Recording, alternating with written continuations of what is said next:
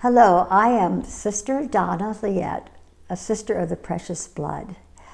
And I am excited today to share with you my ministry here at Chicago at Precious Blood Ministry of Reconciliation.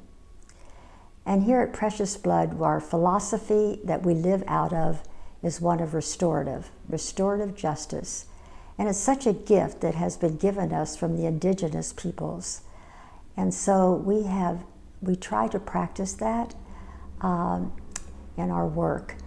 And I have the privilege of working with mothers and families who have lost children to gun violence, or families who have lost children to the prison system.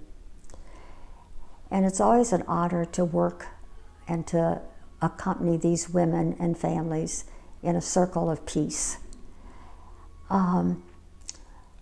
So often in our society, our children, our families, members are brought into court, and they're looked at as people who are criminal, people who have done wrong, and some of this is true.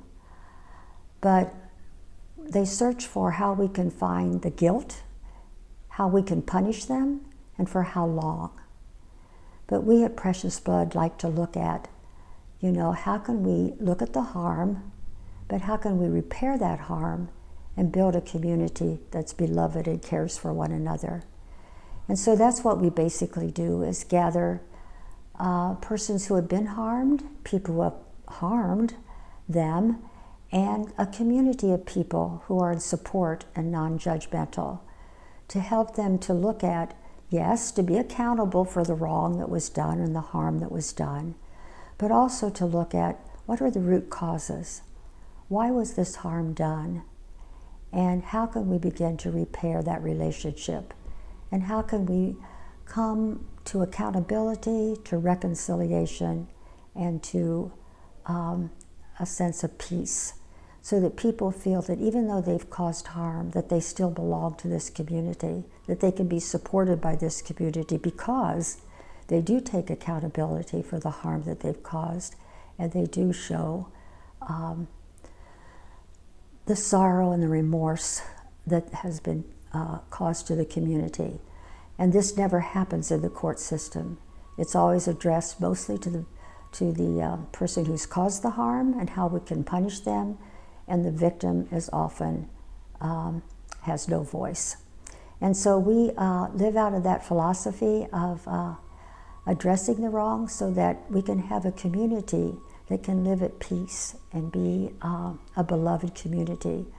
And it's so much our precious blood spirituality calls us to really live in that mess, to live in the between of the person who's caused harm and the person who was harmed, and to be in the presence of both, non-judgmental, and to walk with both and to accompany both, and to help them to move forward in accepting the truth, repairing the harm, and reaching out in love to one another. A lot of our work here at Precious Blood is just building relationships, and I think what a wonderful world we would have if we had more circles of reconciliation. It's so basic to our spirituality of reconciling and building correct relationships. And if we begin to look at root causes, we begin to tell our stories to one another and to see how all of us are harmed and all of us have caused harm. And what are those root causes? And what is our spirituality? What is Jesus? What has he taught us when he said to the persons who were murdered and hanging side by side with him, he said, "Father, forgive them, for they know not what they are doing." And if we could look at this in the same way at persons in our communities who've caused harm. And, experiencing the beauty of this philosophy, it's so important that we bring it into our churches, that we bring it into our schools, that we bring it into our families and our communities.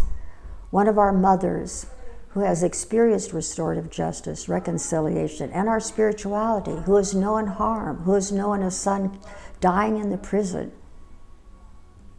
she said, we are going to have circles of reconciliation, circles of understanding, circles of healing in our home.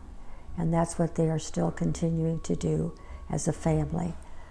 So I just pray that more and more of us can sit in circles of healing and circles of reconciliation and truly live out the precious blood spirituality of redemption, of forgiveness, and of love.